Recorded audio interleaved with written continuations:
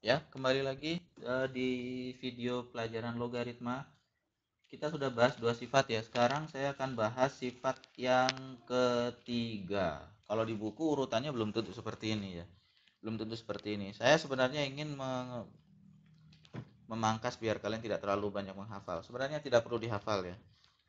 Nah, ini hanya sifat-sifat pokoknya saja ya. Kalau yang lain itu sebenarnya saling terkait. Jadi kalau ya saya tidak tahu ya nanti apakah sempat atau tidak. Saya maunya membuat video khusus untuk membuktikan mengapa perkalian jadi penjumlahan, pembagian jadi pengurangan, dan sebagainya. Itu semua bisa dijelaskan sebenarnya, bisa dijelaskan menggunakan sifat-sifat perpangkatan ya. Mudah-mudahan sempat, nanti jika tidak ya kalian gunakan saja sifat ini. Tidak susah ya, tidak susah karena kita hanya butuh memahami tentang sifat-sifat perpangkatan ya. Jadi kalau pada bilangan berpangkat itu ketika bilangan berpangkat dikalikan, pangkatnya dijumlahkan. Nah, ini berlaku juga di logaritma.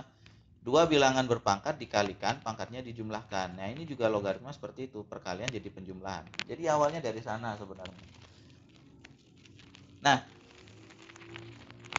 kita coba sekarang lanjut lagi sifat yang ketiga ya. Ini versi saya seperti ini ya, di buku ya belum tentu. Oke, misalnya begini ya. Sifat yang ketiga itu begini. Logaritma itu kita bisa pecah menjadi beberapa bentuk. A log B ini kita bisa jadikan dia sebagai hasil bagi dua wujud logaritma. Nah, tadi saya sudah sempat, kalau kalian ingat silahkan dicek di video sebelumnya bahwa logaritma itu basisnya, sebenarnya basis paling dasar dari logaritma log ini yang ditulis log, kalau ln lain ya, ini basisnya 10. Basisnya 10 ya, log ini basisnya 10. Nah, ini kita bisa pecah dia menjadi ini. Karena nanti kalau kalian misalnya pakai kalkulator, kalau kalian tidak tulis basisnya ya otomatis akan dibaca 10. Otomatis dibaca 10. Kalau kalian beli tabel, buku yang ada tabel logaritmanya ya juga basisnya 10. Nah, ini kita bisa pecah seperti ini. Jadi ini log B dibagi logaritmanya A. Ini. Ini dasarnya seperti ini ya. Ini dasar, basis 10 kalau tidak ditulis. Nah, sekarang begini. Terkadang ini ya di soal itu basis tidak mesti 10 ya, bisa basis lain. Nah, ini bisa diubah lagi. Jadi basisnya nanti akan diberitahu oleh soalnya ya. Nah, berapa basisnya ya kita lihat saja, bisa jadi nanti basisnya itu saya sebut saja nilainya adalah C. Nah, kalau di atas basisnya C ya di bawah juga basisnya C. Yang jelas C itu harus memenuhi aturan tadi ya. C itu bilangan positif yang tidak sama dengan 1. Ini ya.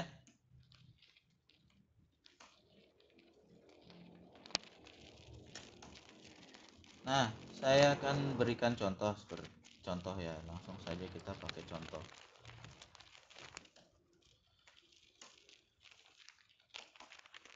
Contoh misalnya ya, saya gunakan saja ini.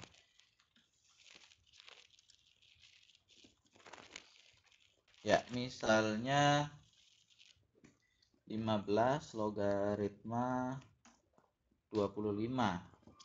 Nah, ini kita bisa pecah jadi begini. Jadi logaritma 15 dibagi logaritma dari 2 terbalik ya, 5 logaritma 25 dibagi logaritma 12. Kalau kalian gunakan kalkulator ya bisa dibagi. Tapi nanti saya tidak akan gunakan nilai logaritma yang sesuai tabel itu ya. Saya akan gunakan variabel ya sebagai representasi ya. Ya karena kalian juga tidak semuanya punya kalkulator kan. Nah, ini nanti begini ya. Berapa yang diketahui oleh soal itu bisa menyesuaikan. Yang jelas di sini tetap 15. Kok 15 lagi? 25.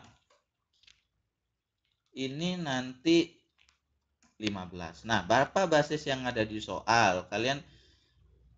Kalian bisa, nanti saya akan berikan contoh ya yang mirip dengan soal saya. Ini dari nomor 8 sampai 10 membahas logaritma di contoh soal saya. Ini basisnya bisa berubah ya. Misalnya saya mau beri basis 3. Bisa saja. Ini tergantung soal ya. Sekali lagi itu tergantung soalnya. Jadi kalau kalian tanya dari mana dapat 3 ya. Ya itu nanti kita sesuaikan dengan soal. Kalau di soal basis yang diketahui 4 ya kalian ikuti 4. Seperti itu. Nah, ini sifat yang ketiga seperti ini. Ini versi saya, ini sifat ketiga. Karena menurut saya tidak harus semuanya dihafal ya. Nah, ini adalah penggunaan sifat yang ketiga. Kita fokus saja di sini. Sekali lagi ini basis tambahan ini menyesuaikan dengan soal ya. Saya beri keterangan saja ya supaya kalian tidak bingung ya. Nah, saya beri tanda bintang. Ini equationnya lengket juga ini. Oke. Nah,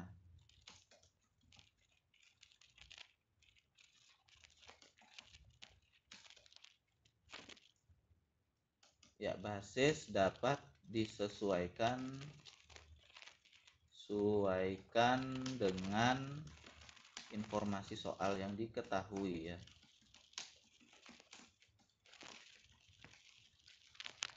Artinya ya kalian tidak usah bingung itu 3 dapat dari mana ya, nanti kan kalian diberitahu oleh soal basisnya berapa ya. Kalau nanti diberitahu oleh soal basisnya 7 ya kalian ikuti 7 ya, seperti itu. Ini informasi tambahannya ya, saya beri tanda ini, saya beri tanda bintang ya.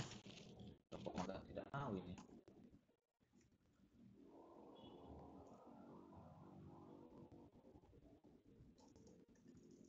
Oke ya, seperti itu. Ini sifat ketiga seperti ini. Nanti saya akan lanjut dulu ke sifat keempat ya.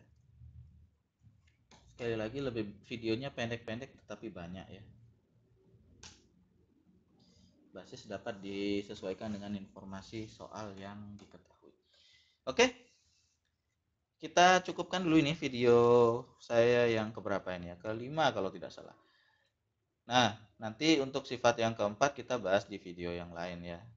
Silakan jika ada yang tidak kurang jelas silakan ditanyakan. Kita akhiri dulu, sampai jumpa di video selanjutnya.